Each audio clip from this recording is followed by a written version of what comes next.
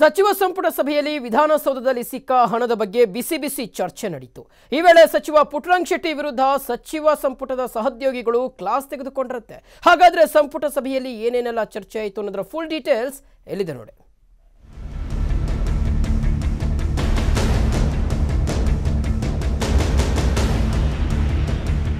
ವಿಧಾನಸೌಧದಲ್ಲಿ ಪತ್ತೆಯಾದ ಲಕ್ಷ ಹಣದ ಪ್ರಕರಣ ಸಚಿವ ಪುಟ್ಟರಂಗ ಶೆಟ್ಟಿ ಅವರನ್ನ ಇಕ್ಕಟ್ಟಿಗೆ ಸಿಲುಕಿಸಿದೆ।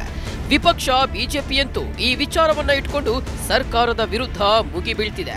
ಇದು ಮೈತ್ರಿ ಸರ್ಕಾರಕ್ಕೆ ಮುಜುಗರ ತಂದೊಡ್ಡಿದೆ। ಹೀಗಾಗಿ ನಿನ್ನೆ ನಡೆದ ಸಚಿವ ಸಂಪುಟ ಸಭೆಯಲ್ಲೂ ಈ ವಿಚಾರವನ್ನ ಪ್ರಸ್ತಾಪಿಸಿ ಸಚಿವ ಪುಟ್ಟರಂಗ ಶೆಟ್ಟಿ ಅವರಿಗೆ ಬೆವರಿಳಿಸಿದ್ದಾರೆ ಅಂತ ತಿಳಿದು ಬಂದಿದೆ।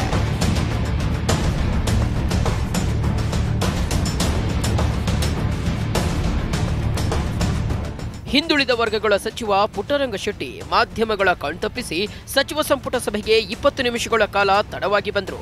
ಈ ವೇಳೆ ಸಂಪುಟ ಸಹೋದ್ಯೋಗಿಗಳು ಸಚಿವರ ವಿರುದ್ಧ ಬೇಸರ ವ್ಯಕ್ತಪಡಿಸಿದ್ರು ಅಂತ ಗೊತ್ತಾಗಿದೆ। ಹಾಗಾದ್ರೆ ಸಂಪುಟ ಸಭೆಯಲ್ಲಿ ಏನೇನಾಯ್ತು ಅನ್ನೋದನ್ನ ನೋಡೋದಾದ್ರೆ, ಪುಟ್ಟರಂಗ ಶೆಟ್ಟಿಗೆ ತರಾಟೆ।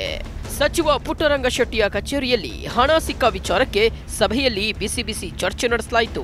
ನಿಮ್ಮ ಕಚೇರಿಯಲ್ಲಿ ಹಣ ಸಿಕ್ಕಿರುವ ವಿಚಾರದಿಂದ ಮೈತ್ರಿ ಸರ್ಕಾರಕ್ಕೆ ಮುಜುಗರ ಉಂಟಾಗಿದೆ।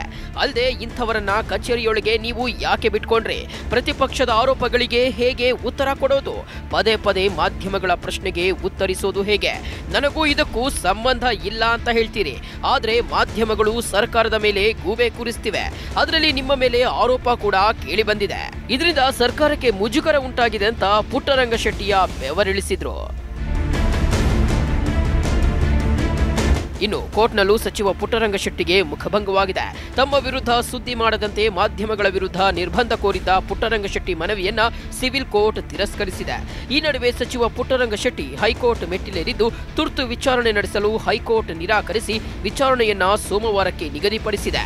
ಒಟ್ಟಾರೆ ಸಚಿವ ಪುಟ್ಟರಂಗ ಶೆಟ್ಟಿಯ ಸ್ಥಾನಕ್ಕೆ ಸಂಚಕಾರ ಬಂದಿದ್ದು, ಮುಂದಿನ ದಿನಗಳಲ್ಲಿ ಇದು ಯಾವ ಸ್ವರೂಪ ಪಡೆಯುತ್ತೆ ಅನ್ನೋದನ್ನ ಕಾದು ನೋಡಬೇಕಿದೆ।